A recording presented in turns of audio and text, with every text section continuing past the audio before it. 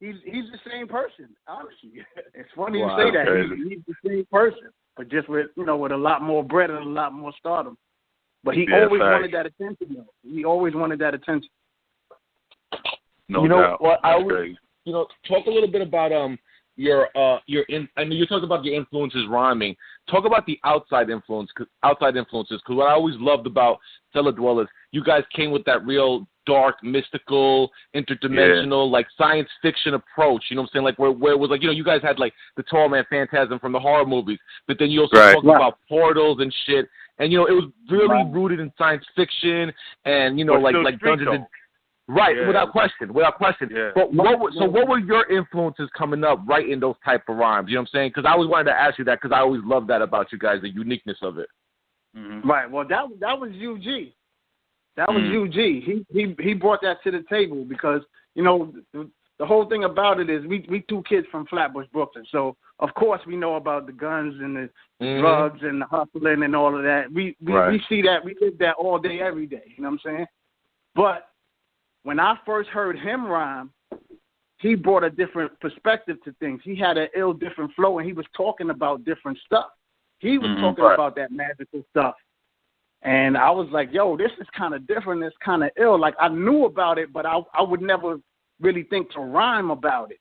And he was just saying stuff to me, and I was just like, yo, this is where you need to be at. You need to stay on this lane. And then when we clicked up together and we started forming a unit, that's why we named the album Realms in Reality, because one side, the reality of it is we two kids from Flatbush, Brooklyn, so we going to give y'all what everybody else is doing, the guns, the partying, the bitches, the hoes, and all that. We could do that, too. We going to show y'all we could get busy with that, too. But on the other side of that, the realm side, we going to take you to a whole nother playing field.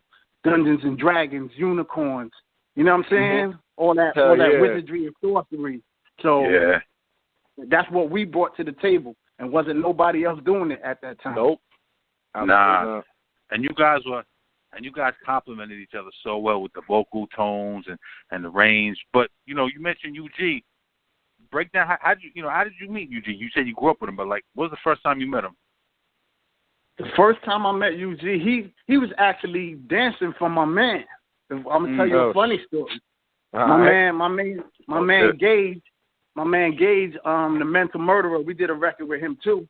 Yeah, you got three records with him too, right? Yeah, a bunch of records. Yeah, exactly. So my man Gage, he was rhyming way back then from even the special ed days and all of that.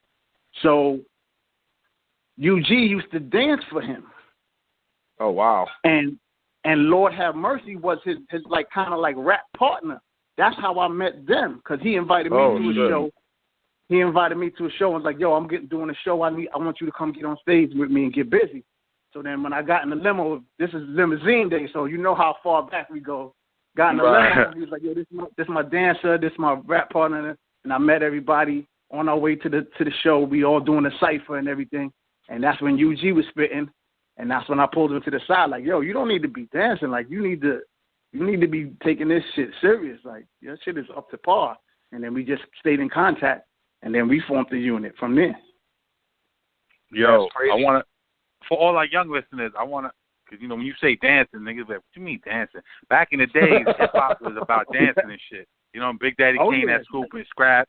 MC Light had Leg 1, Leg 2. So just to clarify that shit was cool back then. Not so much now. It was way cool. That was a part of hip-hop. Hip-hop was real graffiti, B-boy, MC, DJ. That was the four components of hip-hop. So when you talk about Heavy D and the boys, and you talk about, you know what I'm saying, if you was an ill MC, you had some dancers with you to make your show even hyper and lava. Yep.